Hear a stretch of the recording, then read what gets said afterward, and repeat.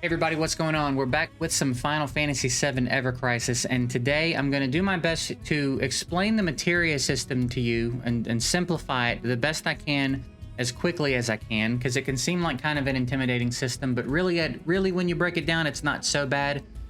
So I'm going to share with you everything that I have figured out about it since I've been playing, and if you have anything you want to add to it that I don't put in this video, please feel free to drop it in the comments. It's new to all of us. We're all learning. We're all trying to figure it all out. So again, I'm sharing with you what I have figured out at this point. But if there's something I leave out, please drop it in the comments below. And everybody, be sure to check out the comments in case there's some information down there that I don't put in that might be helpful. So having said all that, let's go ahead and get to it.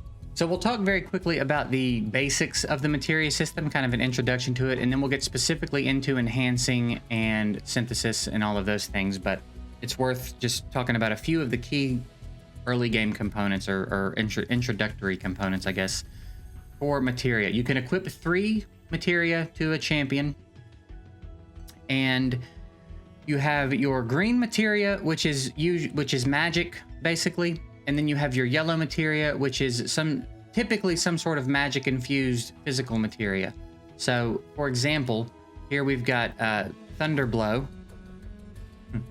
and that's a thunder-infused physical attack, right? Whereas if we come down here, we've just got thunder. So that's the straight-up, flat-out thunder spell. The other one's a physical attack with thunder in it, and that exists for typically all of the elements. You also have things like barrier, and then you've got this other funky-looking materia that you're not really going to be too concerned with right now. The main things you're going to be focusing on as you progress through the game are going to be just your yellow and green materia with whatever kind of aura they have around it. And it's good to understand that green is magic, yellow is typically physical, right? Now, again, you can equip any 3 that you like, and initially it doesn't matter what's where. But as you start to level up your weapons, you start to unlock these slots right here. And on different characters, they do different things. So on this one, this particular slot now has a physical ability damage plus 20%. So on Cloud.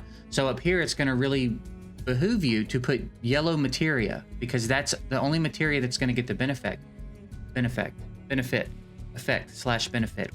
combining words around here. If I put a green materia here, this stops glowing. If this isn't glowing, you are not getting the effect of that slot. So that's incredibly important to remember. So this one's in action right now. This one is not. So if that's not glowing on one of your champions, you need to do, I don't know what we're calling them in this game, characters. If that's not glowing on one of your characters, then you need to remedy that. You need to put something there that makes it glow so that you're getting the effect of it. Sometimes it's going to be tough to accomplish. There might not be a particular materia that goes with that slot for the time being, but just keep that in mind. If it's not lit up, it's not working. So initially it doesn't matter so much, but as you progress, it matters. And you unlock these slots based on the level of your weapon. Like I said, when you get a weapon to level 70, you'll unlock that 3rd slot. And again, just try to make sure they're all lit up. Put something there that complements that particular slot. Now, I think that's pretty much it for just the introductory stuff. I think the big things I want you to take away from this are that yellow, typically some sort of physical attack. Green is magic. And then there's other stuff that's going to get a little bit more complicated, and we'll talk about that later. I just want you to understand the very basic aspects of Materia. All right, so here on the synthesis tab, there's a couple things to take note of right away. One, this recipes toggle is going to be pretty important. When it's on, it's showing you every materia that you've got the recipe for and can go ahead and synthesize. If you toggle this off, it shows you all the materia. And if there's one that you click on and you don't have the recipe for, in some cases you can click it and it will tell you specifically where you can go unlock the recipe. Other times you can't, which maybe means you just can't do it yet, or perhaps it's tied to a story mission or something. Like if I'm not mistaken, Be Brave is tied to one of the later first soldier missions. So as you progress through that, you'll unlock it. But maybe some of them are just not available yet. Fire Blow is a good example of one that I can go unlock if I want to in the Crisis Dungeon Fort Tamlin Normal.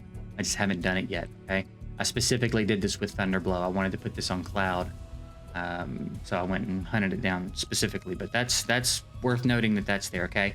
You can also sort if you realize that you're low on a particular sigil and there's a dungeon you're trying to clear or content you're trying to clear, and you're finding that you're struggling to break enough sigils to get through that portion of the fight, you can sort by a particular sigil and craft more materia to incorporate that materia into your current squad so that they can handle those sigils a little bit better. And same thing, if you toggle off the recipes, I guess in this case there's not a ton of options, but same theory, right?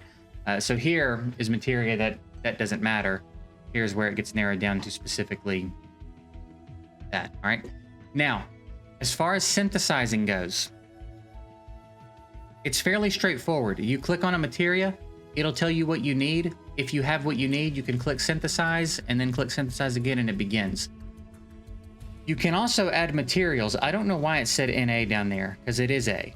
It's absolutely A. But you can come down here and it tells you what you've got. So I can start to pump this in. If I add 2, it puts it up to a 2-star guaranteed, 2-star plus guaranteed. It means I'm guaranteed a minimum of a 2-star materia. So no more 1-star materia if I don't want it, and it's only going to cost me 2 of these crystals or catalyst slivers or whatever you want to call them. Keep going up. At 7, you'll hit level 3, and now you're guaranteed a 2-star minimum, and you're guaranteed at least 2 substats, right? And then if you're taking it to 10, does you no good. You can only do up to 10 of these, and filling up this meter doesn't help you at all. So it's worth, if you're doing it like this, just take it to 7 and take your 2-star guarantee and your 2 substat guarantee. And then later down the line, when you start getting access to these and farming these up a little bit, the same principle will apply, but it'll apply obviously a little bit more strictly and meticulously. But by the time you get to that point, you probably have a better understanding of how to use these materials and focus them where you need to focus them. But that's it. So now, for the sake of the experiment, I've added the materials. It's telling me what I'm guaranteed. I'll click synthesis. I'll click synthesize again, and it'll bring me over here. And that's how long it's going to take. Okay. Now, we talked earlier about the materia taking longer if it's going to be better. So again, I anticipate at least a 3-star here. Let's see if that's correct. And it is. We've got ourselves a 3-star Thunderblow. Unfortunately, the substats are not what we were after. And this is where the gear grinding aspect of the game is, so to speak. If you're coming from another gacha game, if you got history in these kinds of games and you're used to farming a dungeon for gear to drop and looking for the right main stat and right substats, if you're familiar with that grind, that's how it manifests itself in this game. That's where that energy's going in this game. It's going to be farming the materials to synthesize materia and give yourself guaranteed better minimums on the materia, and then doing this over and over and over and over and over until you get the 3-star or whatever star. Like right now I'm settling for 3 stars. Eventually I'm going to want higher. But until you get the materia that you want with the substats that match what you're trying to accomplish with it specifically, or with substats that complement another usage that maybe you weren't working toward but will work later, right? Sometimes, as in these other games, gear will drop that you don't necessarily need at the moment, but you know is a good piece that you're going to use later. So that's basically it. So we'll synthesize another piece. We'll come in here. We'll do, I'm actually going to keep the Thunderblow going. I'm getting low on these, so I'm going to need to farm some more of these before I synthesize any Thunderblow, actually. So maybe I'm going to hold off until I farm more of that. Farm more of that is what I meant to say. But anyway, that's a general idea on synthesizing. Pick the material you want, make sure you have the materials. If you're low, go farm a few more. Here, you can also click here and it tells you where you can farm these specifically. Don't add more than necessary to achieve the goal you want to achieve. If you're okay with the 2-star minimum and you want to conserve these slivers a little bit and just take your 2-star and see if you can get substats you want, that's a good way to go. Otherwise, shoot it up to 7. Take your guaranteed 2 substats as well. And that's the process on synthesis. Enhancing materia is going to be something pretty important to focus on as you progress through the game. Again, it's going to be a thing that you focus a little bit later, but it is going to be very important. And you might as well start utilizing what you've got because it's going to help you out a little bit. But I think it is more of a later game heavy focus. Anyway, what you're going to do, one thing you're going to want to start doing is using the lock. Right down here on any piece of materia that you click, there's a lock. If it's not lit up, your materia is not locked, and you're going to want to be really careful about that when you start enhancing your materia. You don't want to accidentally use something as food that's going to be good. So, for example, in my current place in the game, this is a pretty good materia for me. It's not great, but it's decent. It's a cura. It's a 3-star cura with a heal percentage substat that I think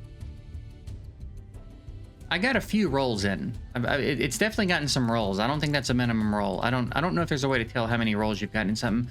I don't have all the values of the rolls committed to memory yet. But this one's decent. It's got a substat that complements what it's doing, right? If we're talking about any of the yellow materia, any physical attack percentage is going to be a good complement to that materia, right?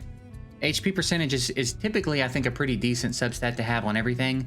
Having more HP never hurt anybody, but ultimately you're looking for substats that complement whatever it is you're trying to accomplish. So on this Fyra, for example, magic attack percentage would be ideal. For now, magic attack without a percentage is fine, but the percentage is going to do a lot more for us in the long run. So as you enhance your materia, it will roll the substats, and this is where materia is going to start to separate itself from one another, and some pieces are going to become amazing, and some pieces are going to really let you down and break your heart. You might find yourself with a solid ruin blow with physical attack percentage and a few other things, and it might roll the other things and not touch physical attack percentage, and that's going to be a real bummer. But welcome to the world of gacha games, because that's the way it's probably going to go. So I recently synthesized a pretty solid. I was heartbroken by that. That did not roll the way I wanted it to, but I did get one down here that had physical attack percentage and HP percentage. So I thought we would use it as an example of one to enhance. So also, don't bother expanding your materia inventory for a while. It's not going to be necessary. You shouldn't find yourself with 100 pieces of materia for a long time. You should be feeding the materia you're not going to keep to enhance what you've got. So your materia storage should not become a problem again for a very long time. It's going to be a long time where you have 100 pieces of usable materia, okay? So don't worry about that right now. So let's go to enhance. Let's talk about it. Now we can click optimize and it'll throw in all the 1-star materia we have that isn't equipped. But also, a lot of this 2-star materia is not good, and we're not really gonna be using it, right? So, and like we know that 3-star materia wasn't so hot. So even though it's 3-star, I'm just gonna go ahead and throw it in here, and maybe. No, we need that. So now we're gonna enhance it up to level 5, and watch what happens as we go. We're gonna unlock some substats. It tells you kind of what to expect over here.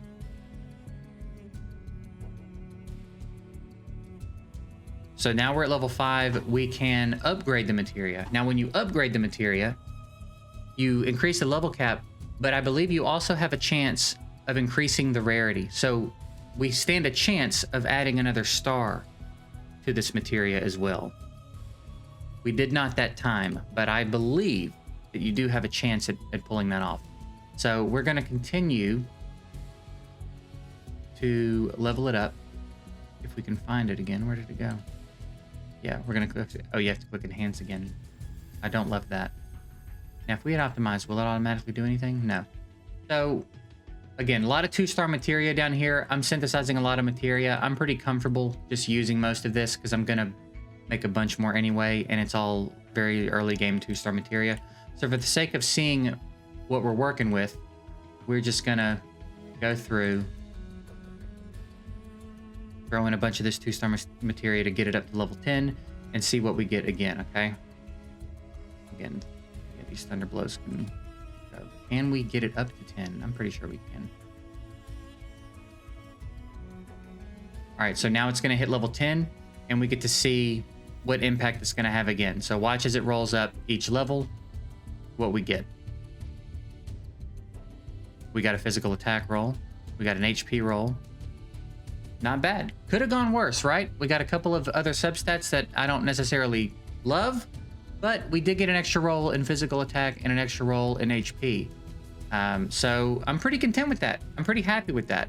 for where I'm at in the game and what I'm going for and what I want to do with it right now, this actually is going to fit really well on my Cloud, right? Because I'm leaning into thunder damage with him, like I said. So this is what I wanted. Now later game, it's probably going to have to get much more specific than that. We're going to be dealing in higher star rarities and stuff like that. But that's a quick introduction to rolling it and kind of how to approach it. Again, you should be using all of the trash materia that you get to level up the materia you want to use. You should be going through your materia every time you do synthesis and locking anything you want to keep so that you don't accidentally feed it. And that's enhancing materia. And that's going to wrap it up for this video. I do hope it was helpful. Again, as I said at the beginning of the video, if there's anything that I didn't talk about that you think is important, please drop it in the comments down below. It'll help me as well as help other people watching the video. But again, did my best to help y'all. Hope it was helpful. I appreciate you guys watching. We'll see you in the next one.